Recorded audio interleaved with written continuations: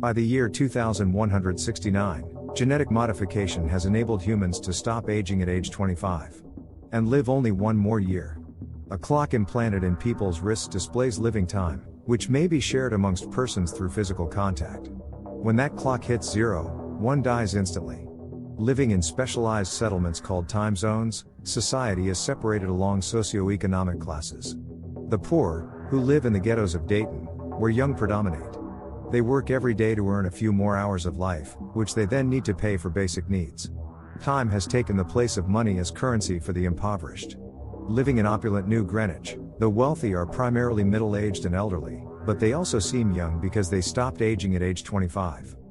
Will Salas, a 28-year-old, resides in the ghettos with his mother Rachel. Before heading to work, he greeted his mother for her 50th birthday. She asked for a grandchild, but Will ignored her because he didn't have time for such things.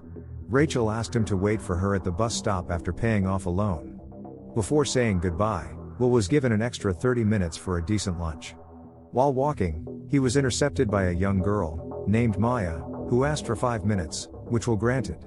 He was surprised when he bought coffee with his friend Borel, for 4 minutes, because it had become more expensive.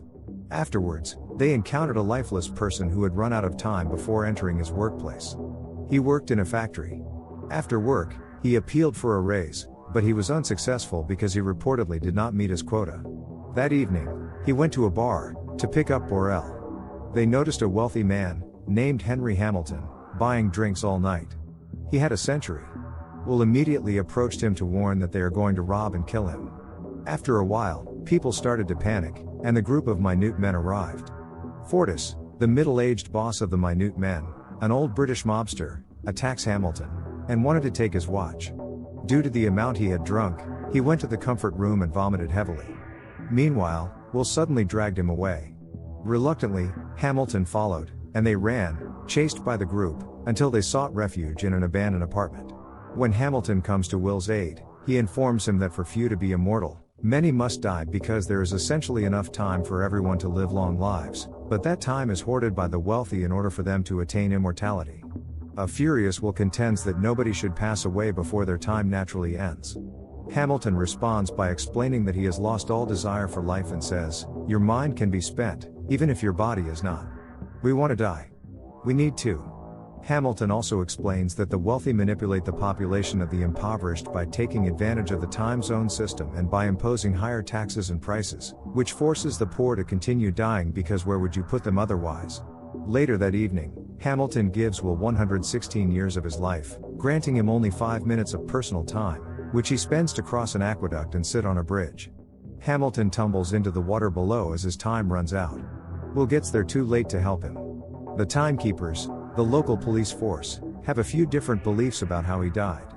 Jaeger, a youthful timekeeper, correctly believes Hamilton had timed out, or committed suicide. While Raymond Leone, a middle-aged experienced timekeeper, is certain Hamilton was murdered by a Dayton resident. Will visits his friend, Borel, and grants him 10 years of time, one for each year of their friendship. On the other hand, Rachel paid the loan for 2 days. As he boarded the bus, she learns that the fare had raised unexpectedly and she didn't have enough time to pay for her regular bus ride. She returned to Weiss Time Lenders, but it was already closed. When she realizes she only has under 2 hours left on her stroll, she frantically sprints, trying to find someone who can buy her some time, only to watch as the minutes tick by. As Will waits for his mother at the bus stop, he notices that she is not on the bus, so he runs towards where she might be. Will locates his mother by running her bus route. As they come into contact on foot, she runs into his arms and dies as her time runs out. Recalling what Hamilton mentioned regarding the unfairness of the temporal hierarchy, Will resolves to exact retribution. He has more than a century on his clock when he departs for New Greenwich.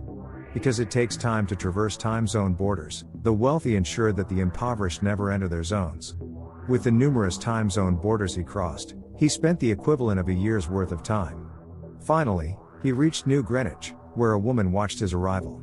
And he checked into a suite at a hotel. While he was eating, a woman was still watching him. Meanwhile, the timekeepers noticed his crossing into New Greenwich, where he spent 1 year, along with his suspicious behavior. When it matched, although he was not known to Will Salas, it reminded him of his father. He goes inside a casino where he encounters time-loathing businessman Philippe Weiss, an elderly rich, and his daughter, Sylvia Weiss. Sylvia had been following Will's arrival in Greenwich. After Will beat her father in a poker game, betting practically his entire time, she became even more interested in him. She then invited Will to a party at her father's mansion. The next day, he bought a car worth 59 years and drove it straight to Philippe Weiss's mansion. Upon entering the mansion, he was immediately introduced to Philippe's mother-in-law, Clara, his wife, Michelle, and their daughter Sylvia, whom he had met before. Shortly after, Sylvia asked him to dance. She then said, "The poor die, and the rich don't live. We can all live forever as long as we don't do anything foolish." Will invited her for a stroll outside. Captivated by the beauty of the sea, Will quickly undressed and dove into the water, with Sylvia joining him. Suddenly, at the mansion, the timekeepers arrived. Will is apprehended by Leon.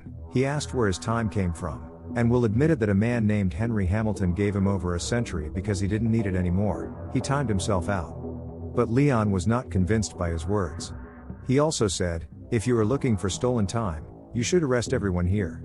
And takes away all of his time, giving him only 2 hours.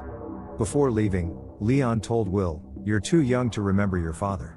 He resisted, and attacked the timekeepers, then ran towards Sylvia, and confronted the approaching guards until he reached Sylvia and took her hostage to use as a shield for his escape. He then forced her into his car. After that, Will kidnaps Sylvia and flees.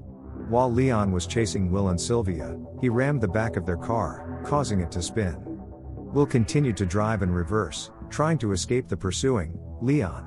Later on, Leon's car was hit by an oncoming truck, allowing Will and Sylvia to escape completely. They hid under the bridge. Will asked Sylvia for a 1-hour loan, but she refused. He then covered his watch for her safety. As they make their way back to the ghetto, he drives into an ambush by Fortis. Their vehicle flipped over and tumbled. Disappointed to see that the comatose Will has wasted all of Hamilton's time, he takes most of Sylvia's but is unable to take the final 30 minutes before timekeepers appear and compel him to flee. After regaining consciousness, she checked at her time and saw that it was running out. She asked Will for help, and Will told her, "Now you like the idea of sharing." Will grants Sylvia some of his remaining time, enabling them to travel back to his former neighborhood.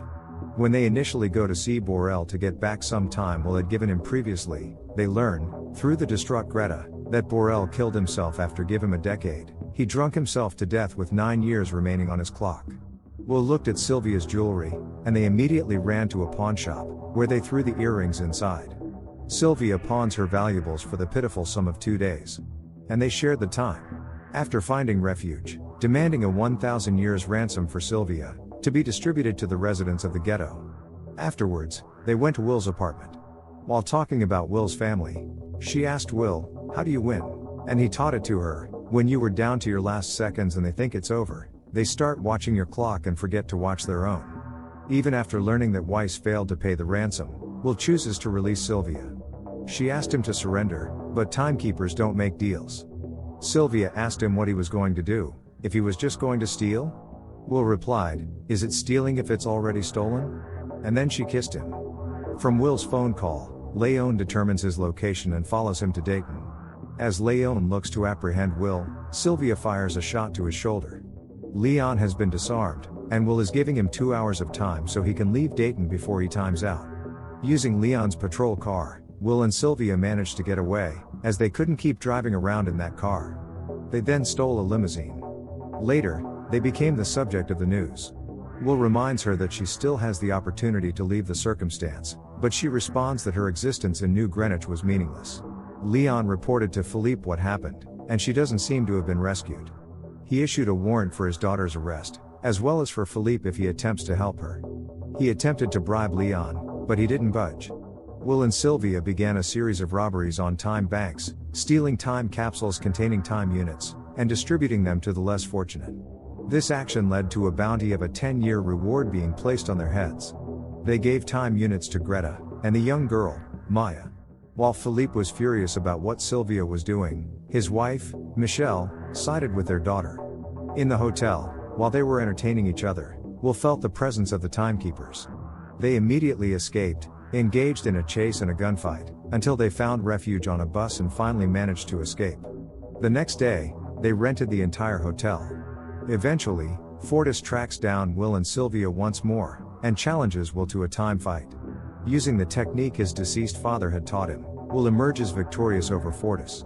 He grabbed a gun and shot his companions, before Fortis ran out of time, then they escaped again. Will and Sylvia come to the realization that their prior attempts were in vain since the wealthy can easily raise the cost of living in the ghettos in order to preserve the status quo. The next day, Sylvia went to Weiss's secret headquarters to surrender to her father. Shortly after, Will pointed a gun at Philippe. Philippe said, "You'd steal from your own father." Sylvia replied, "Is it stealing if it's already stolen?" And then they were taken to the time capsule. Will was amazed by the quality of time. They are successful in taking a time capsule containing 1,000,000 years from Weiss's secret headquarters, and Will tells Weiss that no one should be immortal if even one person must die. While escaping, they were ambushed by the timekeepers and showered with bullets. Although they survived the ambush, they were then pursued by Leon. On their way back to Dayton, Leon's automobile collides into Will's, but Will manages to give the time capsule to a small girl, Maya, who subsequently shares the time with the others. Eventually, outside the city, Leon finds Will and Sylvia and holds them at gunpoint. Will accurately surmises that Leon was once a resident of the ghetto but was able to go around the system since he acts differently from the other timekeepers.